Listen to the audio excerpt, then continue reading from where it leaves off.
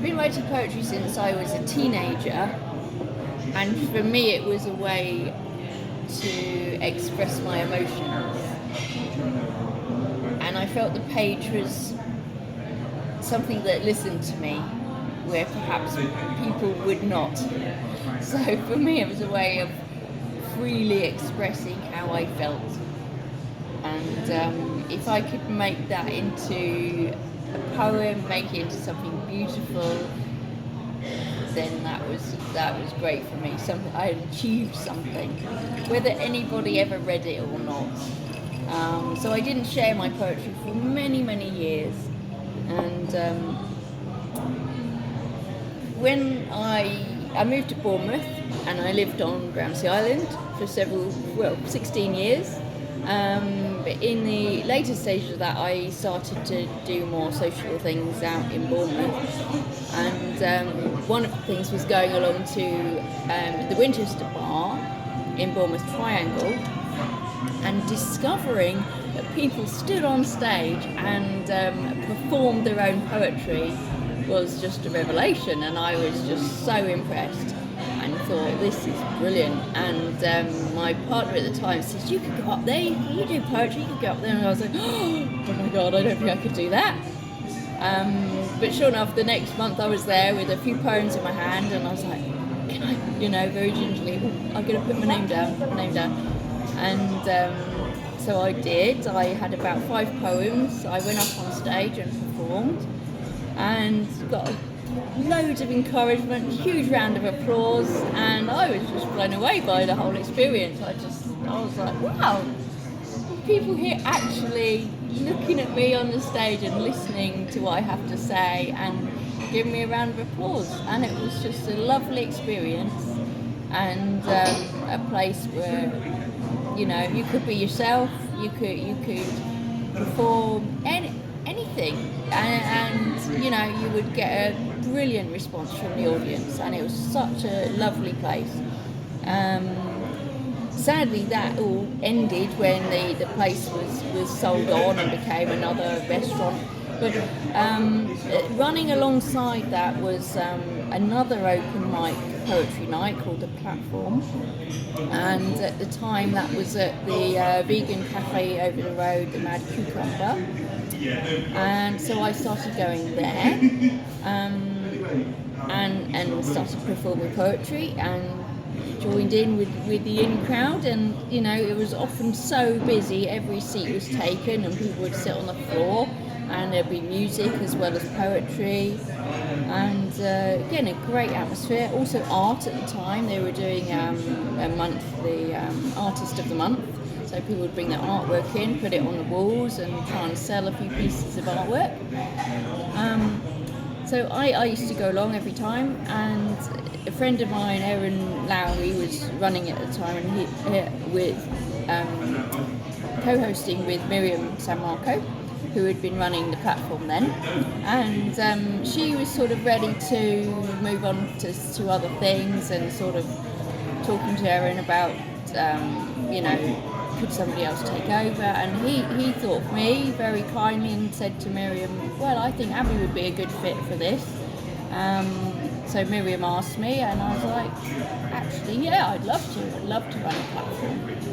Great. So I took that on very willingly, and I have absolutely loved running it since, and that was 5 years ago. So I've been running it every month for 5 years. Including all the way through the pandemic. So from the Mad Cucumber, we moved on to Meet and Sip across the road, a new cafe that opened up, and that was just before the pandemic hit. So then they had to sell up because they were getting no customers, etc. Had to close down. So we were without a venue for 16 months. And I made a decision, I wanted to keep the momentum going, so I put the platform online with a new service that was out then called Zoom. So we quickly got to grips with how Zoom worked.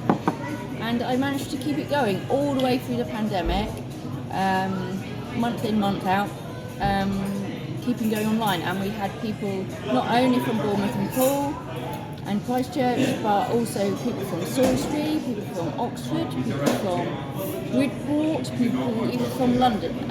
So all over the place, people are joining us for an online poetry event. So we're currently at Pool Hill Brewery, so we're back at our ancestral home at the Triangle in Bournemouth. So I've been thinking, why do people still come to the platform after 10 years?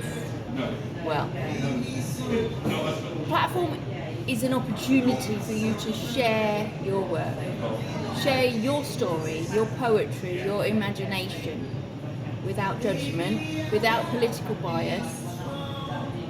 And we will listen. People listen and they applaud and they want to hear what you've got to say. In effect, it's free therapy.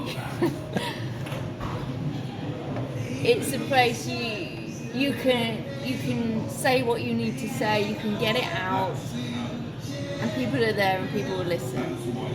And that might have never been something that you've had before, not something you experienced as a teenager. And it's somewhere that you can share those feelings, share those thoughts, and people in the audience go, oh yeah, I felt like that. I know what that's like.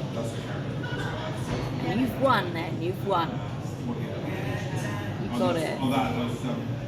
And it's a lovely feeling out. It's a privilege for me to be there hosting this. Bringing people up to the stage. Often they're very nervous, they haven't performed before, and we give them a pat on the back and say, yeah, you can do this, you can do this. And they do their poem and they come away and they're, yeah, I did it. And that's so lovely, So it's a free event. I don't make any money out of this, but I love it. Every month I love hosting this because I love people being able to share in that experience of people being able to express themselves freely and without judgment. So that's why I do it month in, month out. So what's next for the platform? Well, I'd like to publish a collection of poems for our 10-year anniversary. So I'd like you to send me a poem to my email address, which will be in the blurb. Send me a poem or two or up to three, and I will include one of your poems in the 10-year anthology of people that have performed at the platform in the last 10 years. So if you're one of those people, please send me a poem and we'll get it published, and that'll be our 10-year anniversary treat to ourselves that this is what we've done. So thank you all for being part of this.